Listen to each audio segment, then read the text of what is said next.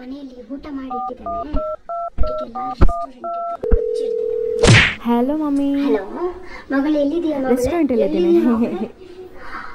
ಯಾ mummy. ಓ, restaurant ಅಲ್ಲಿ ಇದೆಯಾ? ಹೌದಾ. ನಿಮ್ಗೆ ಹೇಳುವವರು ಕೇಳುವವರು ಯಾರಿಲ್ವಾ? ಮನೆಯಲ್ಲಿ ಊಟ ಯಾರಿಗೆ ನಿಂಗೆ ಮಾಡಿ ಯಾರಿಗೆ ಮಾಡಿ ನಿಂಗೇನು ಬರ್ಲಿಕ್ಕಾಗುದಿಲ್ವನಾ?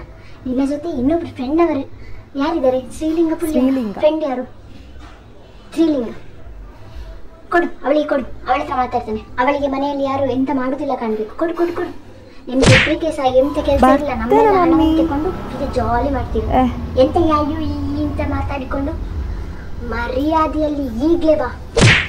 ಎಂತ ತಿಂತಿದ್ಯಾನ? ಎಂತ ತಿಂತಿದ್ಯಾ? 5 ಮಿನಿಟ್ಸ್ ಅಲ್ಲಿ ಬರ್ತೇನೆ. ನಿಮ್ಗೆ ನಾವು ಮಾಡಿದ್ದು ಗಂಜಿ ಊಟ ನಿಮ್ಗೆ ಸಾಕಾಗುದಿಲ್ಲ? ರೆಸ್ಟೋರೆಂಟಿಗೆ ಹೋಗಿ ಅಲ್ಲಿ ಎಂತ ಸ್ಪೆಷಲ್ ಅಂತ ಹೋಗುದು, ಹಣ ಎಲ್ಲ ಖರ್ಚು ಮಾಡ್ಕೊಂಡು ಮರ್ಯಾದೆಯಲ್ಲಿ ಬಂದಿ. ಎಲ್ಲಿದ್ಯಾ ರೆಸ್ಟೋರೆಂಟ್?